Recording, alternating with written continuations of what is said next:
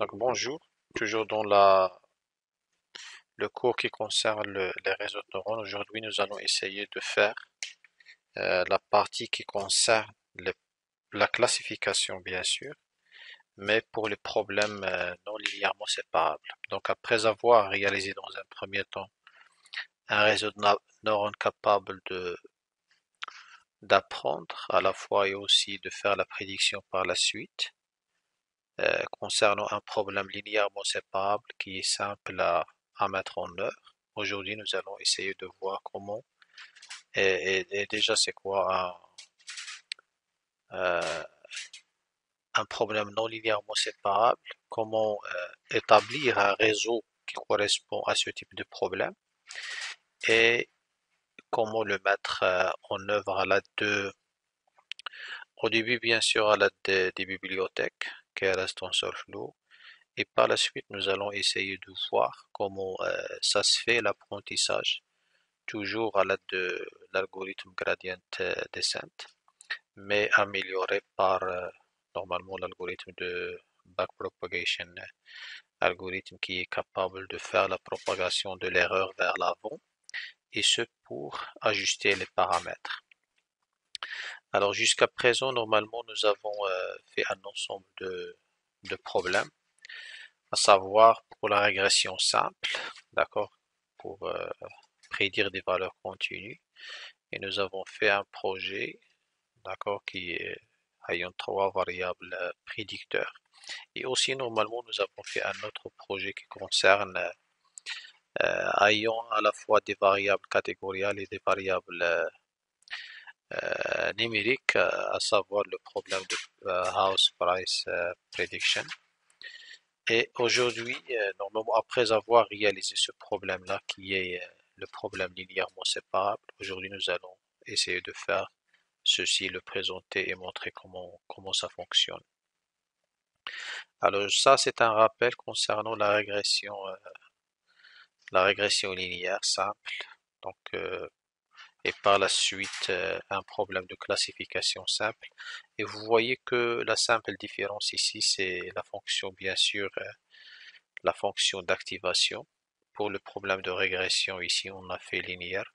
Mais dans le problème de classification, notamment la classification binaire, il est important, d'accord, il est important de signaler ou bien de préciser la fonction d'activation ou bien la bonne fonction d'activation. Ici, pour un problème de classification binaire, c'est-à-dire trouver soit la classe des bleus ou bien la classe des rouges, donc c'est une classification binaire, donc il faut bien préciser dans la sortie quelle fonction d'activation il faut faire. Donc ici, Segmode, c'est bien adapté à ce type de problème. Pourquoi? Parce que elle est capable de retourner euh, une valeur comprise entre 0 et 1, ce qui peut correspondre à une probabilité. Donc si la probabilité est supérieure à 0,5, on peut dire qu'il s'agit de classe 1, ou bien la classe positive. Sinon, si la probabilité est inférieure à 0,5, alors à ce moment-là, on peut dire qu'il s'agit de la classe 0 ou bien la classe négative. Donc, bien sûr, ça concerne le code source concernant le, le problème de régression. Donc, le même code source de gradient descent, je parle de l'implémentation from scratch. Donc, presque le même code source, nous l'avons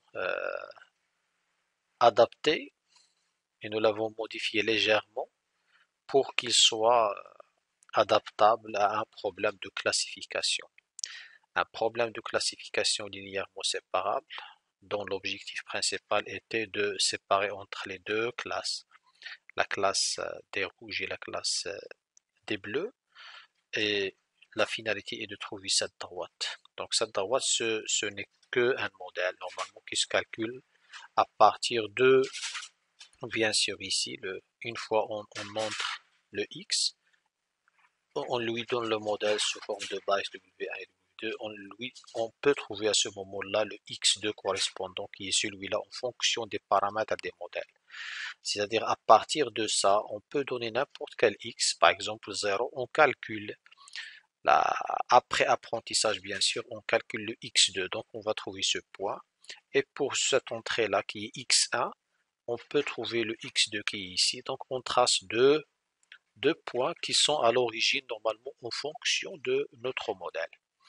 Et à ce moment-là, on trace la droite. Bien sûr, ces paramètres-là, ce sont après apprentissage, c'est-à-dire après l'exécution de la fonction fit qui va recevoir en entrée tout le dataset, c'est-à-dire les points rouges et les points bleus, et bien sûr leur classe, et à ce moment-là, elle va apprendre les paramètres. Donc le bias, le W1 et le W2 qui représentent le modèle. Et finalement, on peut tracer cette droite qui est capable de séparer. Pourquoi? Parce que ce problème, il est linéairement séparable.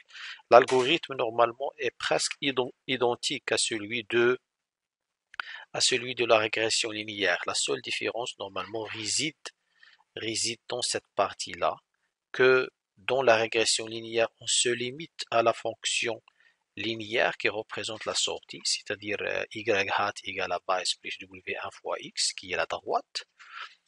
Par contre, dans le problème de régression, plus la fonction linéaire qui représente le logit, ici on ajoute une autre partie qui est la fonction d'activation. D'accord, la fonction d'activation qui est ici sigmoid. Donc cette fonction sigmoid normalement va mapper cette sommation pondérée vers une sortie qui représente la probabilité soit supérieure à 0,5 ou bien inférieure ou égale à 0,5. Et par la suite, en fonction des résultats trouvés, on peut mettre à jour les différents paramètres et finalement itérer un ensemble d'itérations fixées auparavant et bien sûr, vers la fin, notre algorithme qui est une implémentation de gradient descent peut converger vers trouver les, les poids ou bien les paramètres optimaux. Alors ça, c'est un rappel. Alors maintenant, on va attaquer un autre problème qui est le problème euh, en machine learning est très connu. Normalement, vous pouvez taper sur Google ou bien sur ChatGPT, c'est quoi un problème non linéairement séparable et vous avez plein de définitions. Par exemple, si je vais aller vers Google, il faut s'attendre à plusieurs types de problèmes non linéairement séparables, non linearly, non linearly séparable, problème, je préfère problème. Et vous allez avoir plusieurs figures, d'accord? Ici, normalement, c'est linéairement séparable. Même ça, c'est existe ici, ce point-là. On peut le considérer comme erreur parce que parfois, il faut, par la suite, on va parler de surapprentissage, sous-apprentissage. Si ce modèle continue à apprendre, il va pas apprendre la droite, mais il va essayer de trouver ça. Mais ça, c'est pas un bon pattern. Ceci constitue le surapprentissage. On va le voir par la suite. Alors, mais ça, c'est un problème linéairement séparable avec une erreur. D'accord? Ici, erreur, normalement, il faut trouver la droite. Ici, c'est un problème non linéairement séparable. Ça aussi, c'est un problème non linéairement séparable. Il y en a plein de types de problèmes non linéairement séparables. Regardez ici, par exemple. Ça, c'est un problème non linéairement séparable parce qu'il ne suffit pas de trouver une droite pour séparer entre les deux classes ou bien un plan. Donc, si vous allez mettre image sur Google, vous pouvez trouver plein de. Donc, ça, c'est presque la même figure que j'ai. Donc, c'est un problème connu sous le nom de XOR problème. On va voir ce que c'est XOR problème par la suite en détail. Et ça, c'est un problème aussi non linéairement séparable, et ainsi de suite. Donc, dans la littérature, ce problème, normalement, pour introduire le deep learning, parce qu'il y a les réseaux de neurones avec un seul neurone, pour la classification, on peut utiliser un seul neurone ou bien une seule couche. Par contre, pourquoi le multicouche? Le multicouche est venu normalement pour résoudre ou bien pour trouver convenablement des modèles capables de séparer entre des classes non linéairement séparables à l'origine. Donc c'est ça, par exemple ici, on va montrer que un neurone avec une seule couche ou bien un seul neurone ne suffit pas. D'où la nécessité de travailler avec un réseau de neurones profond. Donc en général, les problèmes non linéairement séparables, leur définition et la compréhension de quoi il s'agit, c'est une introduction pour les réseaux de neurones profonds. Et une fois comprendre ce que c'est un problème non linéairement séparable, à ce moment-là, on peut attaquer des problèmes avancés tels que la classification des images. Et ici, normalement, on a deux problèmes. Soit on va traiter le problème de fashion, d'accord, ici, c'est-à-dire soit les chaussures, ou bien les vêtements, ou bien, d'accord.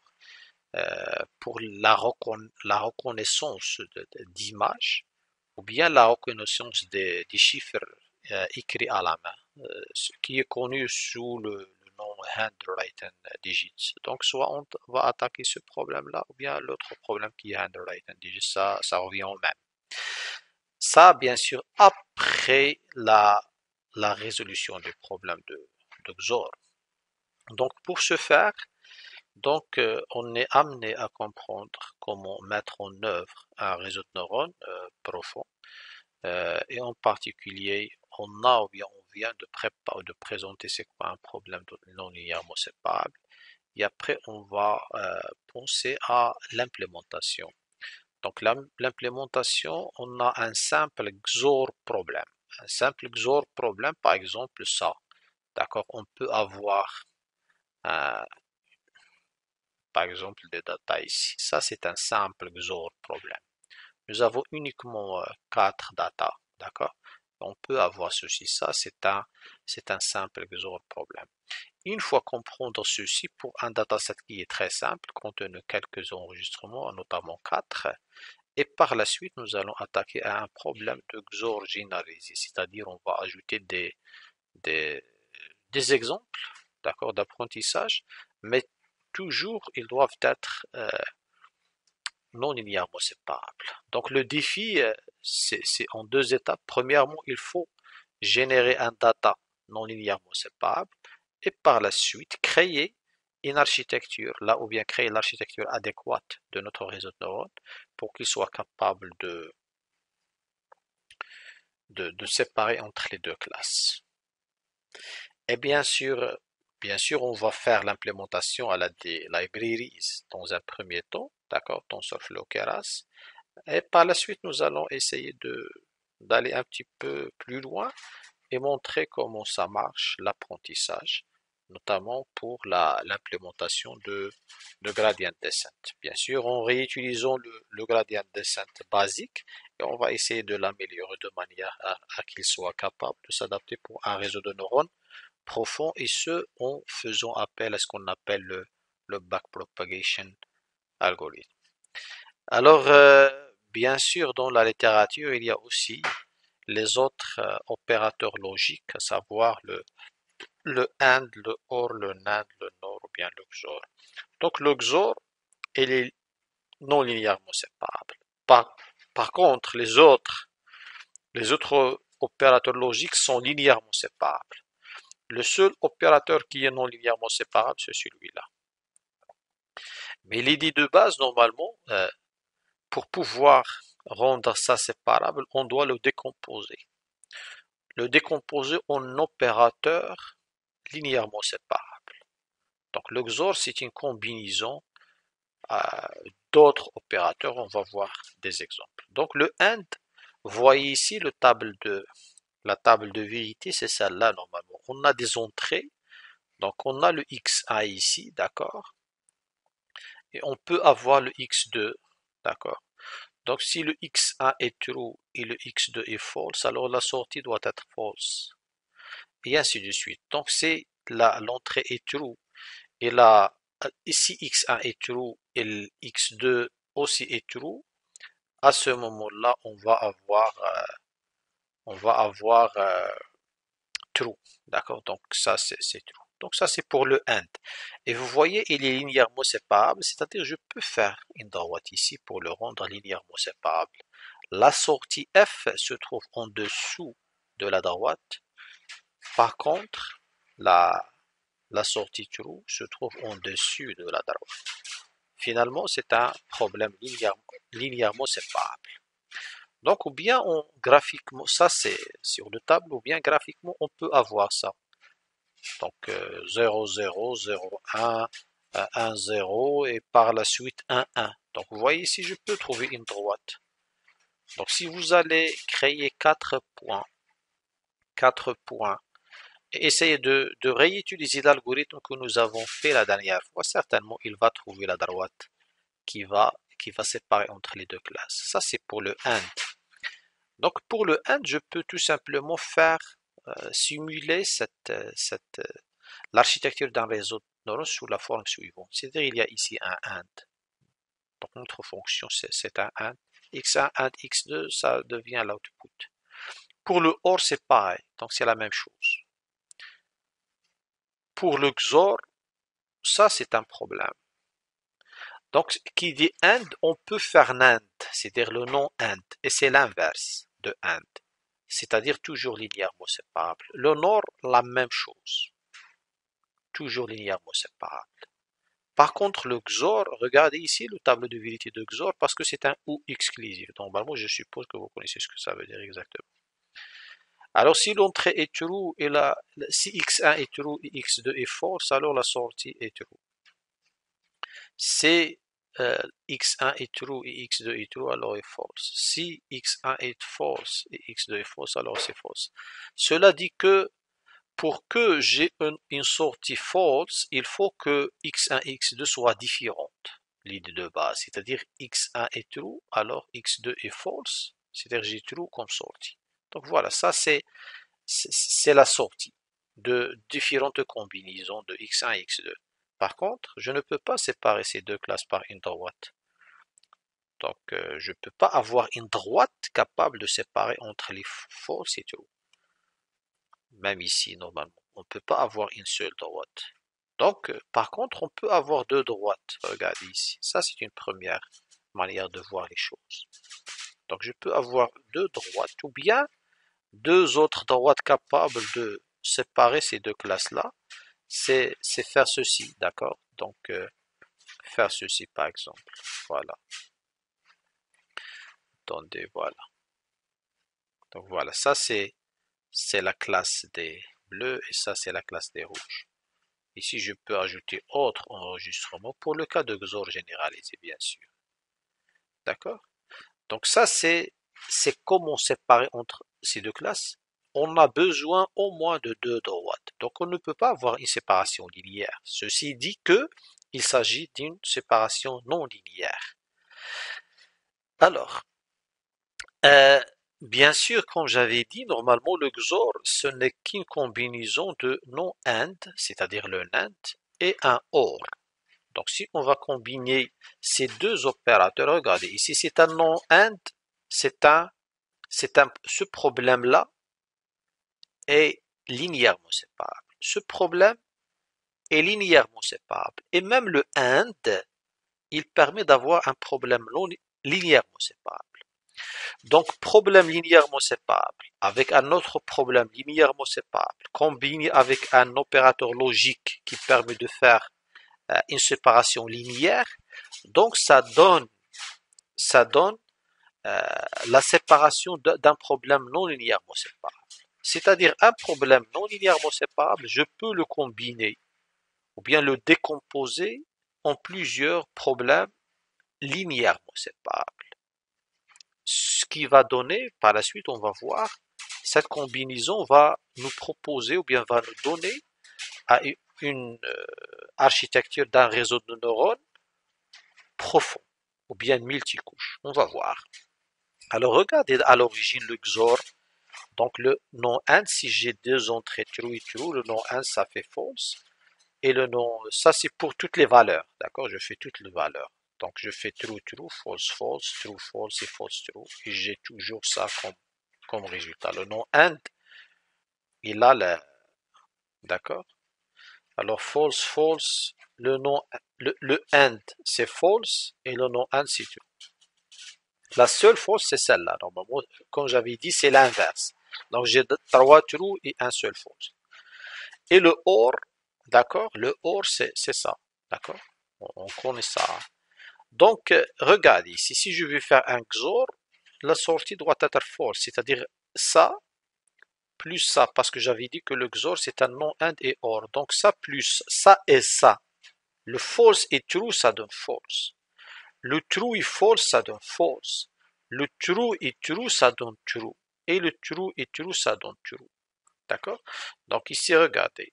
Ça, c'est bien sûr le XOR. Mais ça, jusqu'à présent, on fait la combinaison d'un non AND et un XOR à chaque entrée. Finalement, je peux résumer tout ça pour avoir, donc je peux dire, ça c'est une boîte noire, d'accord? C'est une boîte noire, mais comment la rendre blanche?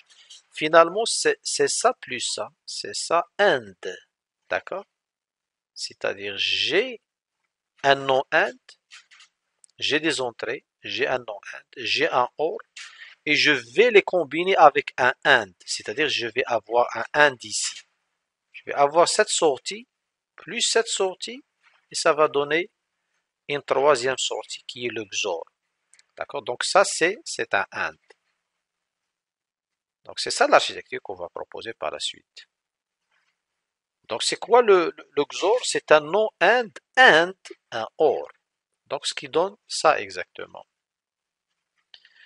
Qui va donner la sortie. Et vous voyez que je suis en train de définir un réseau de neurones profond avec une couche de sortie et une couche cachée et une couche d'entrée. Donc ça, c'est un réseau de neurones profond. Ça, c'est pour chaque valeur. Mais pour résumer l'architecture, je peux avoir ça. Je peux avoir une seule architecture ayant x1 et x2. Et x1 peut être true ou bien false. Et x2 peut être true ou bien false. Ceci dit que je peux avoir cette architecture. Selon cette architecture alors, je peux donner n'importe quelle entrée pour x1 et x2 et je vais avoir la sortie correspondante pour le XOR. Comme ça, j'ai défini une architecture d'un réseau de neurones qui est capable de séparer un problème non linéairement séparable à l'origine. Donc c'est ça l'idée de base, c'est ça pourquoi un réseau de neurones profond. Alors bien sûr pour la mise en œuvre maintenant, bien la création de ce réseau de neurones, on va essayer d'utiliser le Keras TensorFlow dans un premier temps et dans lequel nous allons bien sûr découvrir comment faire l'apprentissage et comment faire retourner les différents coefficients de chaque les différents coefficients bien sûr de notre réseau de neurones et bien sûr à travers le bias et les poids de chaque neurone. Alors voilà, il faut connaître l'architecture, savoir comment créer le modèle, comment créer une couche à l'ajouter au modèle et comment afficher les paramètres d'une couche ou bien de notre réseau de neurones dans sa totalité. Alors bien sûr, dans un premier temps, on va commencer par créer, ou bien quel est le code source, ou bien quelles sont les étapes à suivre pour créer finalement c'est pas n'importe quelle, mais pour cette architecture-là, c'est-à-dire j'ai une couche d'entrée, j'ai une couche cachée et j'ai une couche de sortie, et chaque couche normalement contient un ensemble de neurones bien définis. Bien sûr, une fois connaître ou bien être capable de créer une telle architecture, à ce moment-là, on va revenir vers cette et créer cette architecture. Parce que ça correspond à XOR. D'accord? Mais j'ai commencé dans la démonstration par un exemple général. C'est-à-dire, si je suis capable de créer cette architecture, certainement je serai capable de créer cette architecture. Alors, bien sûr, ça, on va le créer, cette architecture, on va la créer de la manière suivante. Bien sûr, il faut importer les libraries nécessaires. Ensuite, il faut initialiser le modèle. Et ça, d'ailleurs, on avait l'habitude de le faire pour les problèmes de régression. Donc, les étapes, normalement, sont les mêmes. Donc, on a ici initialisé un modèle. Par la suite, qu'est-ce qu'il reste? Il reste à créer la couche. D'accord? Donc, la couche, ça, on va commencer par cette couche. Et qui va en même temps définir la couche précédente. Parce que ça, c'est une couche spéciale. C'est la première couche après la couche d'entrée. Donc, on va créer cette couche-là, qu'on va l'appeler layer ou bien hidden layer, d'accord? Et dans cette couche-là, on va définir la taille de notre input. sans avoir besoin de créer la couche d'entrée à part. Parce que c'est pas, les neurones de cette couche, ce sont uniquement des neurones qui portent des valeurs. Ils ne sont pas des neurones ayant des traitements comme la fonction de sommation pondérée ou la fonction d'activation. Donc, mais ce sont uniquement des neurones portant des valeurs. À la différence de cette couche-là, qui a des neurones ayant à la fois, bien sûr, la sommation pondérée et par la suite une fonction d'activation. Par contre, ici, il y a uniquement des valeurs, par exemple true, false, d'accord, ou bien 0, 1, d'accord, 0, 0. C'est-à-dire ça, c'est la première entrée 0, 0. Mais ici, je dois faire la sommation pondérée, ainsi de suite. Alors, pour créer cette couche, voilà, je peux avoir créé cette couche, la couche d'entrée, je peux la créer, mais à l'aide de la classe flatten, dans laquelle je précise la dimension de la couche d'entrée. Il y a des cas dans lesquels je dois passer par cette classe pour créer la couche d'entrée d'une manière correcte, notamment pour les problèmes des images dans lesquels on doit spécifier la taille sous cette forme-là. Par contre, ça, je l'ai mis en commentaire.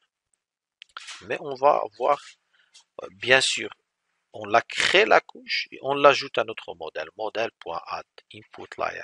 Par contre, ça c'est en commentaire, c'est-à-dire je ne vais pas utiliser cette manière, mais je vais utiliser cette manière-là. Je vais créer une couche qui est hidden layer, d'accord, hidden layer, et je vais la créer à l'aide de la classe dance. Dance en précisant dans un premier temps le nombre de neurones. Ici c'est 4, d'accord. Et ce qui est important, c'est dans cette couche, il faut préciser, parce qu'elle est attachée à la couche d'entrée, il faut préciser la dimension, ou bien le nombre de neurones qu'on doit avoir pour la couche d'entrée. Donc, input dim égale à 2. Ça, cela dit qu'on a 2 neurones dans la couche d'entrée. Donc, après avoir créé cette couche-là, automatiquement, je vais créer ces neurones et en même temps créer ces neurones d'entrée. Alors, kernel initializer, bien sûr, pour initialiser les W, regardez les W, normalement, ce sont les poids. Kernel initializer égale à once, c'est-à-dire c'est une fonction qui va initialiser automatiquement tous les poids par les valeurs 1. Et bias initializer qui est 0 ici, les bias que sont, j'ai 4 bias. Pourquoi? Parce que j'ai 4 neurones ici dans la couche, alors j'ai 4 bias. Par contre, ici, normalement, combien de paramètres? C'est combien de W? C'est 4 fois 2, c'est 8.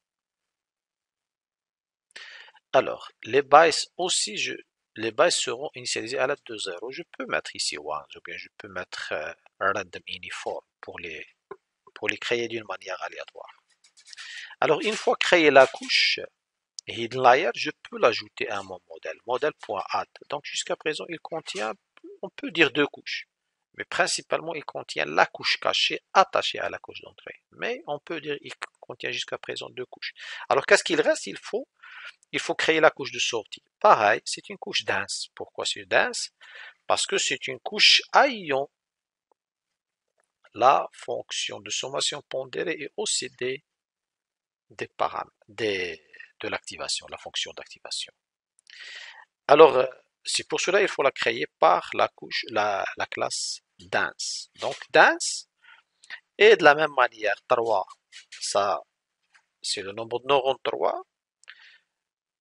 Et kernel initializer random uniform cette fois-ci, c'est de manière aléatoire. Et bias initializer, c'est once. Ce sont des choix parce que pour initialiser finalement un réseau de neurones, toujours on a plusieurs manières de faire, mais on n'a pas, finalement, on ne peut pas avoir une méthode fixe qui dit voilà comment initialiser. Ça, ce sont finalement des essais qu'il faut faire à chaque fois et à chaque fois tester pour évaluer la performance du modèle.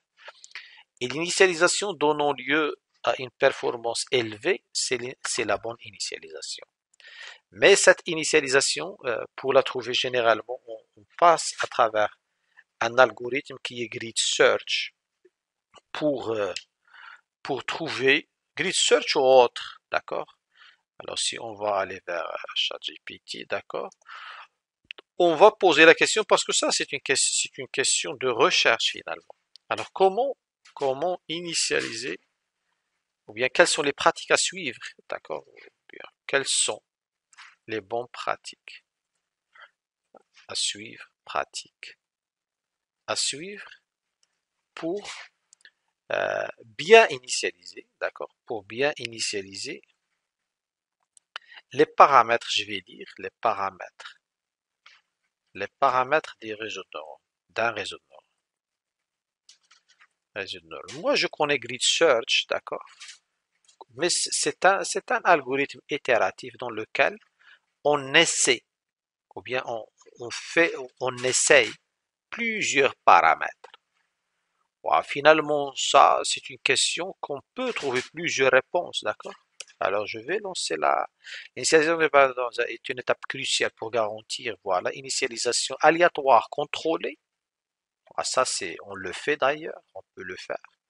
Utilisation de méthodes d'initialisation spécifiques, des méthodes d'initialisation spécifiques, voilà, Xavier Glorant, mais jusqu'à présent, quelles sont? D'accord, ce sont des méthodes. Initialisation des bias, normalisation, ça non, c'est pas. Donc il a. Donc je vais. Est-ce que je vais poser la question autrement? Est-ce que Grid Search peut m'aider? D'accord? Parce que moi j'ai dit, je connais Grid Search qui peut m'aider à initialiser, à bien initialiser, à bien initialiser les, euh, les paramètres du modèle d'un réseau de neurones. D'un réseau de neurones. Je peux la méthode peut-être utiliser pour trouver les hyperparamètres optimaux y compris les paramètres. Voilà. Cependant, il convient de noter que l'initialisation des poids d'un réseau de neurones n'est généralement pas considérée comme un hyperparamètre. Oui, parce qu'en général, la méthode Grid Search, c'est pour réguler les hyperparamètres, mais on peut l'utiliser parce que moi, j'ai le choix entre 1, 0, random uniforme, et je peux les paramétrer. D'accord? Voilà, donc définir un espace de recherche et ainsi de suite. Mais vous voyez ça, normalement, ça a l'air d'être vu normalement profondément. Alors ça, en ce qui concerne l'initialisation, d'accord, nous, bien sûr, notre souci dans un premier temps, c'est établir l'architecture et faire la séparation d'un problème non linéairement séparable. Voilà, donc j'ajoute la couche et je peux afficher le résumé de notre modèle, ou bien afficher les poids. Donc voilà. Donc bien sûr, selon les couleurs, je peux dire que la couleur, parce que finalement, derrière, normalement, ce sont des tableaux de paramètres. C'est quoi notre réseau de neurones? C'est vrai, ici nous avons défini l'architecture, visuellement ou bien graphiquement, elle a cette forme. Mais normalement, derrière, on n'a que des tableaux. D'accord? Ce tableau-là, c'est l'équivalent de cette architecture. Moi, en réalité, ce code-là, il fournit un tableau de paramètres, ou bien des tableaux de tableaux. Ici, il y a combien de couches? Il y a trois couches.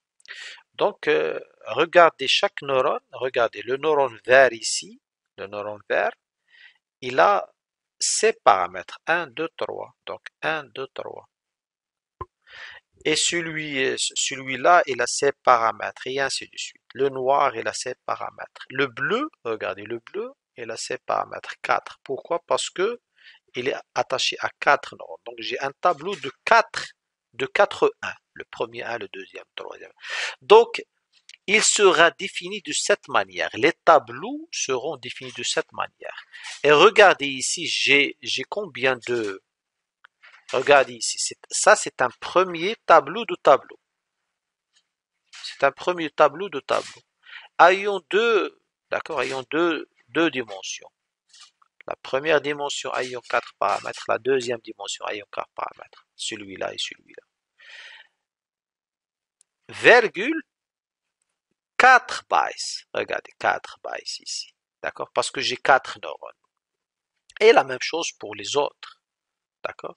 La même chose pour les autres. Combien je vais avoir? Je vais avoir 3 tableaux. Non, quatre tableaux plutôt, le tableau vert, le tableau ça, et ainsi de suite. Et finalement, j'ai trois neurones, trois bases qui représentent les bases de ça. Voilà, donc ça, comment ça marche derrière, comment sont initialisés les poids derrière. Donc j'espère que vous arrivez à suivre. Est-ce que vous avez des questions? Est-ce que vous avez des questions à gauche, à droite? Voilà, donc j'espère que vous arrivez à suivre. Alors je reviens vers les slides. Donc ici maintenant, bien sûr, une fois initialisé l'architecture, bien sûr, il faut compiler. Et dans la phase de compilation, on a dit, euh, il faut choisir déjà deux choses très importantes, ou bien trois choses en général. Donc la première chose, c'est la fonction loss à utiliser. Et nous avons dit ici, il s'agit d'un problème de classification. Donc pour le problème de classification, il faut se poser la question, est-ce que c'est une classification binaire ou bien c'est une classification multiple, c'est-à-dire multi-class classification. Ici, d'après la sortie normalement de cette architecture, on voit qu'il s'agit d'une classification multiple. C'est-à-dire, j'ai plus que deux classes. Donc c'est une classification multiple. C'est pour cela, la fonction loss, on doit utiliser categorical cross entropy. Par contre, si nous avons uniquement deux sorties ici, dans la couche, on a deux sorties uniquement, on peut dire binary cross entropy. Donc c'est très important. Pour la fonction loss, il faut la choisir d'une manière correcte. Et le choix dépend de la nature de notre problème. Est-ce qu'il s'agit de la régression? À ce moment-là, pour la régression, on va utiliser mean squared error, l'erreur moyenne quadratique. Pour le problème de classification, il faut se poser la question. Est-ce que binaire, classification binaire, est-ce que multiple? Si binaire, binary cross entropy. Si multiple, categorical cross entropy. Et pour les optimizers, on a plusieurs. On a stochastic gradient descent, on a Adam, on a autres, d'accord, qu'on peut avoir. Et les métriques, bien sûr, les métriques, ce sont des métriques d'évaluation de modèles. S'il s'agit d'un problème de régression, il faut choisir soit mean absolute error, MAE, ou bien mean squared error, ou bien root mean squared error. Par contre, dans la classification, il y a autres métriques. Et ces métriques sont en général dérivées à partir de la matrice de confusion. Ce qu'on avait normalement fait la semaine dernière, la matrice de confusion. Comment on la calcule. Et à partir de la matrice de confusion, nous avons plusieurs métriques dérivées à partir de cette matrice. Comme exemple, il y a l'accuracy. Et l'accuracy, ce n'est qu'une formule mathématique qui est le true positif plus true négatif, d'accord, sur le all, sur tous les enregistrements. Et une fois à dire all, c'est-à-dire true positif plus true négatif plus false positif plus false négatif. Nous avons déjà vu ce que c'est false positif, true positif, true négatif, false négatif. Ici, normalement, c'est une métrique qui est accuracy. Par contre, par la suite, nous allons voir que cette métrique n'est pas toujours la bonne pour des problèmes de classification différents, parce que dans la classification, on peut avoir différents types de problèmes de classification. Notamment si on parle par exemple d'un dataset non équilibré, c'est-à-dire le nombre d'enregistrements de positifs est bien supérieur à celui de négatifs. C'est-à-dire que nous avons un peu de négatifs et plusieurs positifs. À ce moment-là, l'accuracy n'est pas un bon choix. Donc, certainement, la mettre ici, pour ce type de problème que je viens de citer, va pas amener à un modèle performant. D'où ce choix de matrix est très important. Donc il y a aussi le F1 score et il y a autres métriques, d'accord, qui sont dérivées à partir Donc, on peut dire métrique, classification métrique, classification, problème, métrique, voilà. Et vous allez avoir plusieurs, d'accord? Donc, je vais mettre Wikipédia, tout simplement Wikipédia. Classifier binary. Donc ici, il y a les...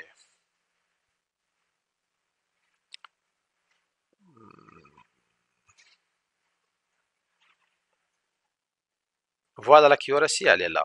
TP plus T1 sur P plus N. C'est-à-dire positif plus négatif, c'est-à-dire le all. Soit il est true, soit il est false. Donc positif plus négatif, ça c'est l'accuracy. Il y a le F1 score, comme j'avais dit. Il y a plusieurs, d'accord? Il y a plusieurs. D'accord, regardez ici, il y a plusieurs mesures. Mais il y a des mesures qui ont un objectif bien précis. Par exemple, est-ce que l'objectif est d'augmenter le nombre de positifs à la place de négatifs? C'est quoi? Est-ce que maximiser quoi? On cherche à maximiser quoi? Et pour chaque métrique, on a une formule. D'accord? Ça, si on souhaite favoriser, par exemple, les trous positifs.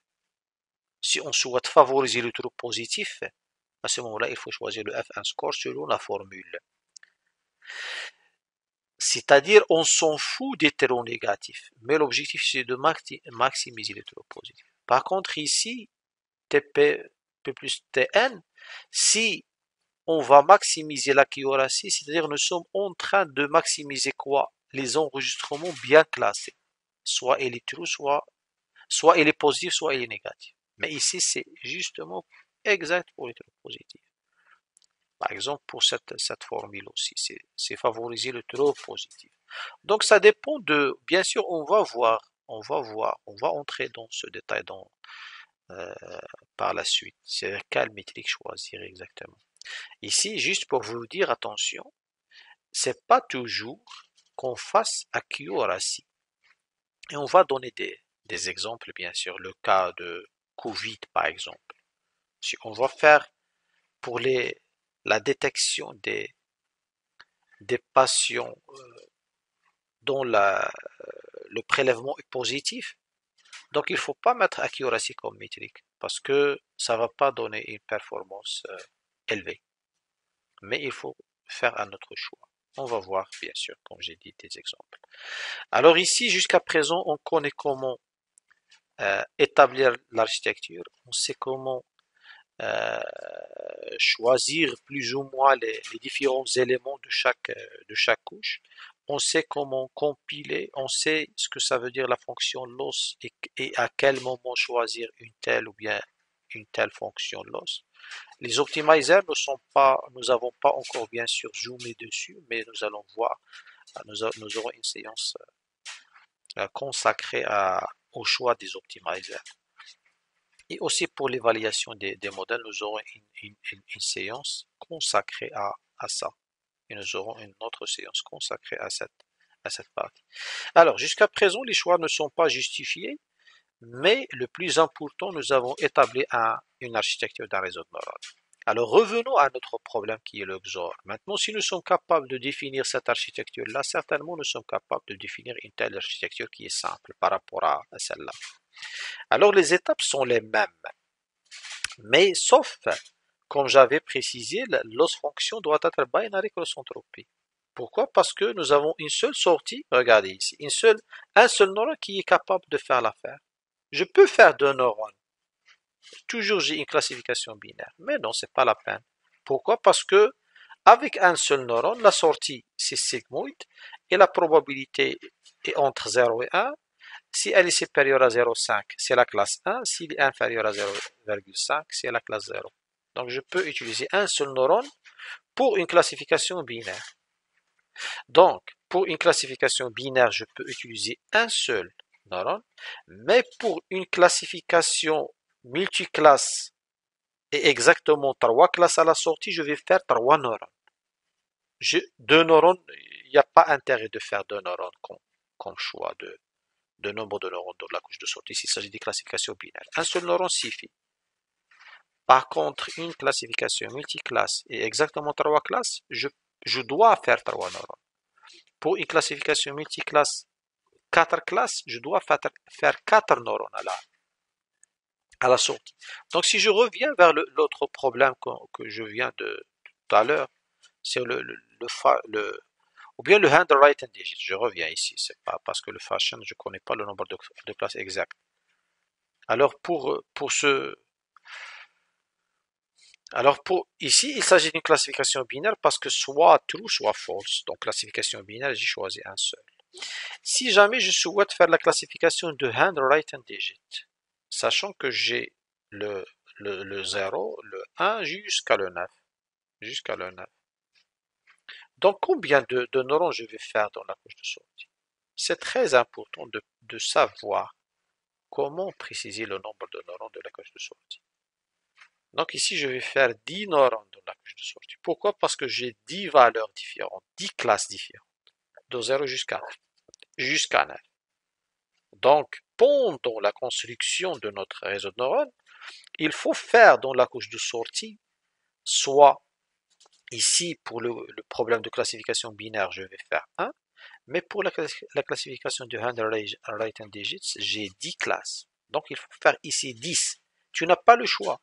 C'est pas un choix. On doit faire 10. Par contre, dans la couche cachée, on a le choix. On peut faire 3, on peut faire 1, on peut faire 4, on peut faire 5. Donc, en résumé, toujours, le nombre de neurones de la couche de sortie elle est connue et doit être précisée de manière correcte et qui doit correspondre à notre problème. C'est-à-dire ici, j'ai une classification binaire, je dois faire dans la couche de sortie 1 ici. S'il s'agit d'une classification des handwriting digits, je vais faire 10 ici. Ça, c'est pour la couche de sortie. Pour la couche d'entrée, input dim, aussi, il est essentiel de fixer de manière précise le nombre de neurones. Parce que le nombre ici, ce nombre, il doit être connu au préalable. Parce que ça définit la taille de notre dataset. Ici, pourquoi 2? Parce que regardez, j'ai deux entrées. Et pourquoi ici je vais faire 2, input dim égale à 2? Parce que j'ai x1 et x2. Mais pour les images, supposons pour les images, handwriting digits, ces images-là sont codées sur 8 x 8. Donc c'est quoi input dim? Input dim ici égale à 64. Parce que j'ai 64 bits. 64 plutôt pixels. Et chaque pixel a une valeur. Donc input dim égale à 64 si l'image est codée sur 8 x 8. Si l'image est codée 80 x 80, donc c'est 6000, voilà, 64, 6400. 6400 neurones dans la couche d'entrée. Mais précise, c'est-à-dire c'est pas un choix. Donc la seule chose que je peux faire, je vais dire, c'est pas fixe, c'est-à-dire c'est un choix, c'est le nombre de neurones de la couche cachée. Ici j'ai mis 4, je peux mettre 5, je peux mettre 8, je peux mettre 10. Et finalement, après entraînement, je vais garder celui qui va optimiser notre modèle. Par contre, le 2 et 3, ce sont des valeurs qu'on doit connaître au préalable. Alors voilà, donc pour créer ce réseau de neurones, il faut générer le dataset. Et le dataset, normalement, c'est simple. Il contient uniquement 4 exemples d'apprentissage sur les différentes valeurs 0, 0, 0, 1, 1, 0 et 1, les différentes valeurs de un tableau de vérité. Et par la suite, normalement, on crée le Y en fonction de l'input, qui est, dans NumPy, on a une fonction qui est logical XOR, qui va avoir en entrée ces deux paramètres-là, et va calculer la sortie en fonction des paramètres. Voilà.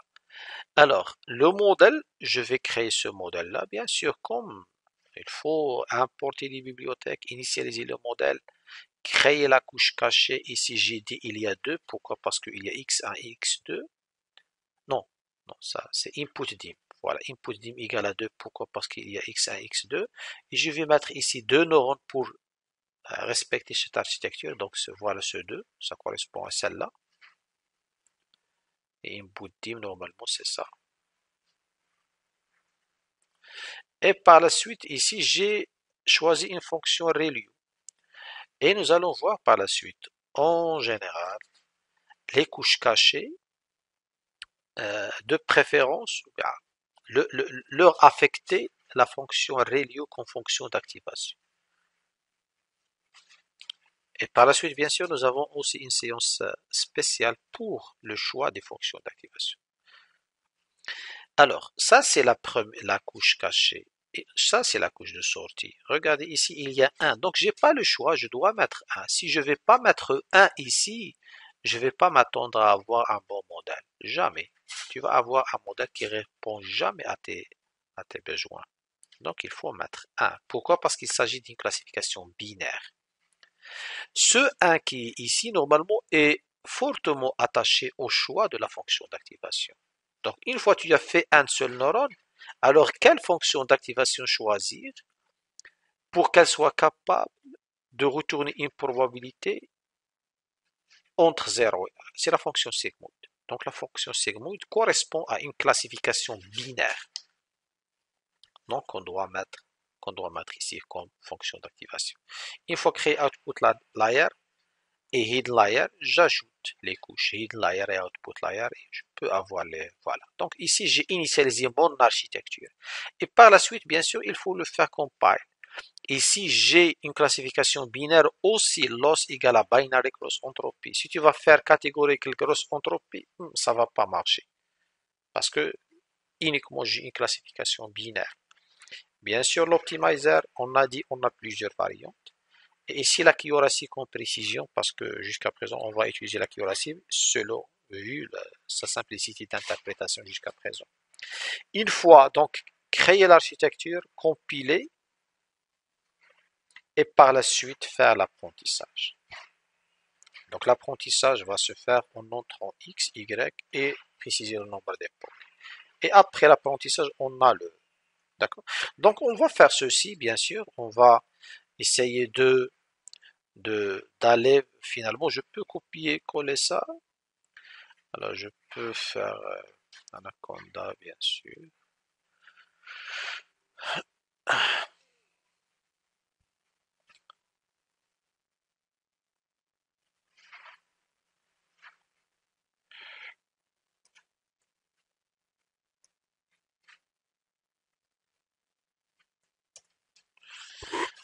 Alors, voilà, donc je vais créer la.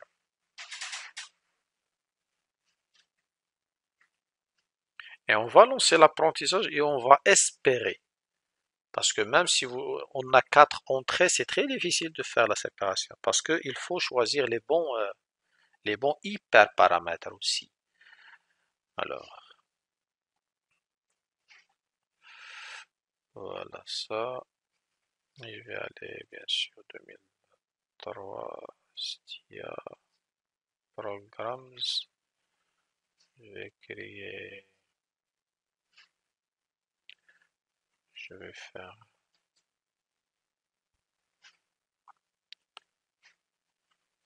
je vais faire XOR, XOR 1. Parce qu'il y a XOR généralisé, XOR 1. Alors, voilà. Je vais faire un new Python.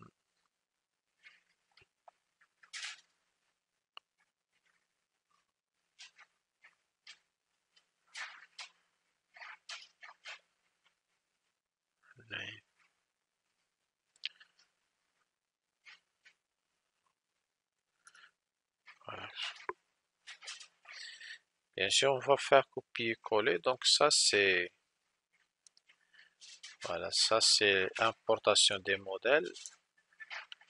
Et bien sûr, dans la suite, il faut créer le modèle, créer les couches, bien sûr, et ajouter les couches. Et je peux, voilà, je peux imprimer le modèle. Sauf ici, il y a des erreurs une fois vous êtes sur bien sûr Word ou autre. Cet éditeur, normalement, regardez ça, c'est pas n'est pas le bon caractère. Il faut choisir le bon caractère. Voilà. Pareil ici. Et aussi là, normalement. Attendez. Et ici, normalement, c'est ça. Voilà, maintenant c'est bon. Voilà, donc une fois initialisé, on a cette forme-là. C'est-à-dire finalement l'architecture, elle est résumée sous un ensemble de tableaux, tableau de tableaux. Donc le premier tableau qui contient des 1, le voilà et ainsi de suite. Alors maintenant nous avons initialisé notre modèle. Qu'est-ce qu'il faut? Il faut bien sûr le compiler, compile bien sûr, compile et choisir quoi? La fonction loss. Loss égale à une fonction. Et aussi normalement l'optimizer égale à une fonction. Et aussi les matrix égale à quelque chose. D'accord? Et ça, en général, c'est une liste. C'est une liste de... Alors, matrix, est-ce que c'est... Non, je préfère peut-être ça. C'est une liste de... Voilà, je vais voir. Voilà, matrix, voilà, c'est une liste de fonctions. Alors ici, normalement, on a dit dans l'os, il s'agit d'une classification binaire. Donc, je dois faire ici binary, cross, entropie, je ne sais pas ce que ça s'écrit de cette manière, entropie, est-ce qu'il y a des tirés par, donc cross entropie, il n'y a pas de tiré entre les deux, cross, il n'y a pas un tiré ici, binary, cross entropie, voilà. Sinon catégorique, cross entropie. Alors l'optimizer, on va faire Adam, d'accord, c'est une variable de gradient descent, et ici on va faire accuracy, voilà. Donc je compile et par la suite faire le fit, model.fit, pour lancer l'entraînement, l'ajustement. Fit c'est ajuster, l'ajustement des paramètres. Donc pour ajuster, il ne faut pas oublier de faire passer le x et le y, et aussi le nombre d'époques. Époques égale à 1000, par exemple. Mais jusqu'à présent, nous n'avons pas le x et le y. Attendez, le x et le y, on n'a pas encore créé le x et y. Donc je reviens pour bien sûr choisir ça, donc le x et y. Donc avant la partie modélisation, donc on doit faire la modélisation. Donc certainement il faut importer aussi import le numpy as numpy ici. Donc voilà, donc je peux utiliser ça. Donc le x on l'a, donc le x doit avoir 0, 0, 1, 0 et ainsi de suite. Et le y aussi, normalement, le y doit être calculé, regardez, parce qu'il a été calculé à l'aide de cette fonction-là, qui a reçu en paramètre des parties de la fonction, ou bien une partie de l'input qui est x. Tous les enregistrements 0, d'accord, c'est-à-dire ça, et tous l'enregistrement 1, c'est-à-dire la première valeur et la deuxième valeur. Voilà. Alors ça donne y. Et par la suite, bien sûr, je crée le modèle et je fais le, le XY. Je fais le fit, bien sûr. Voilà, ça, il y a un problème. C'est quoi le problème? Voilà, il a une metric function, accuracy. Accuracy, c'est écrit comment alors? Accuracy. Accuracy, donc, c'est ça, normalement, j'ai mis. Accuracy. 2C, j'ai mis 2C, normalement. Voilà, matrix, accuracy. Il manque un C ici. Voilà. Voilà, donc il a commencé avec une précision de 0,5. Regardez. Voilà, la précision déjà 1 ici, donc 100%. 1. C'est-à-dire, Ah, et on a bien optimisé l'accuracy. Donc, tous les enregistrements, si je vais faire model.predict, je vais bien sûr utiliser tout le dataset. Model.predict. Je vais utiliser tout le dataset. Pourquoi? Parce que j'ai pas assez d'enregistrement. Regardez ici. Ce sont des probabilités.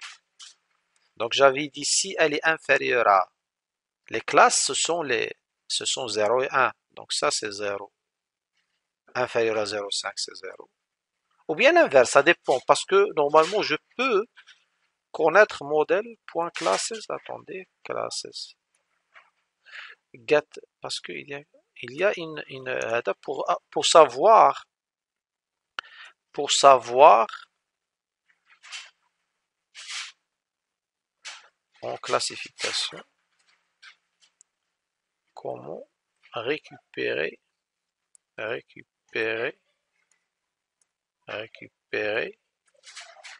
l'aide après comment récupérer après entraînement, comment récupérer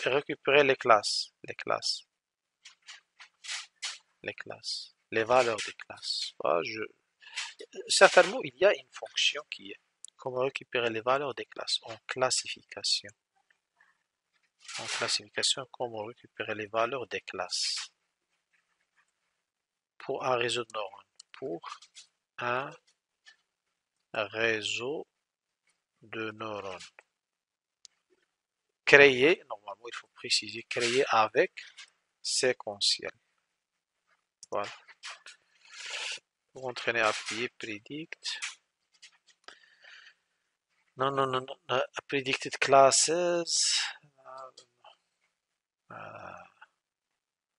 Model P, prediction model P. Predicted class contient les valeurs de classe predict. Non, c'est pas ça ce que je cherche. Bref, je peux par la suite trouver la. D'accord? Normalement, il y a quelque chose pour avoir les noms des classes. Pour savoir exactement cette probabilité, est-ce qu'elle correspond? Parce que moi, j'attends qu'il me donne 0 et 1. D'accord? Donc, est-ce que le 0,39 correspond à 0? Ici, oui. D'accord? Parce que si on va faire, regardez ici, predict. On a quoi le X? On a quoi le X? Regardez. 0, 0, ça doit donner false. Donc, c'est 0. 0, 1, ça doit donner true. C'est-à-dire 1. 1, 0, ça doit donner true. C'est 1. Et 1, 1, ça doit donner false, c'est 0. Donc, pour nous, 0, c'est false. D'accord? Ou bien, autrement dit, une probabilité inférieure à 0,5, c'est false. Une probabilité, regardez, supérieure à 0,5, c'est 1. Donc, finalement, c'est la fonction segmouille qui lance une. Donc, vous pouvez faire ça, c'est probabilité, d'accord? Y hat, mais proba égale. Donc, si vous allez taper ça, vous allez avoir les probabilités. C'est un tableau de probabilité. Alors, comment dirais-je pour récupérer les. Alors, déjà, je peux la redimensionner un peu pour le shape. Le shape, c'est-à-dire je vais avoir 4, 1. D'accord? 4, 1. Tout simplement. Et je peux avoir un tableau à une seule dimension. D'accord? Voilà. Non. Y. 4, 1. Non. Reshape. Non. Reshape. Attendez. Reshape Y. Voilà. Et je dois faire ça.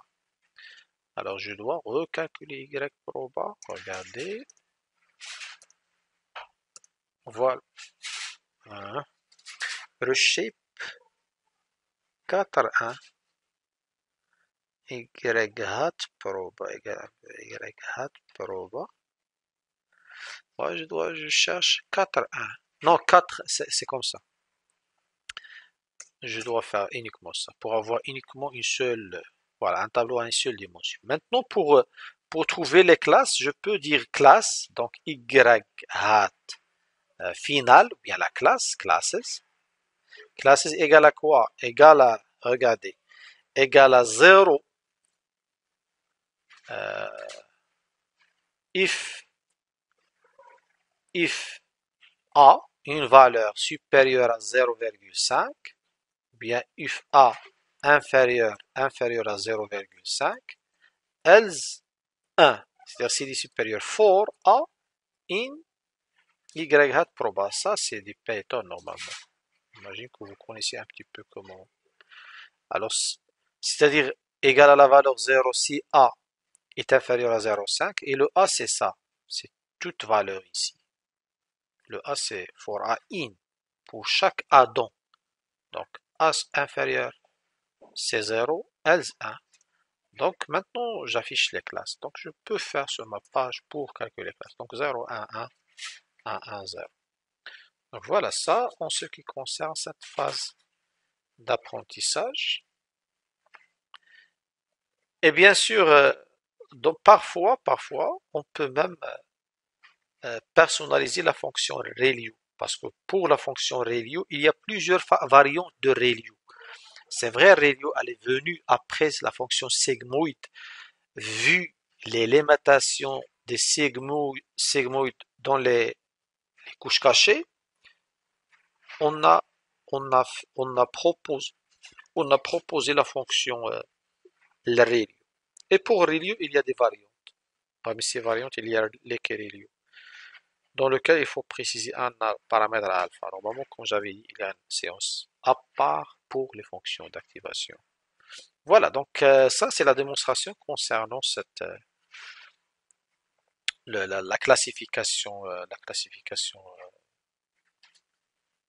binaire pour un problème non linéairement séparable.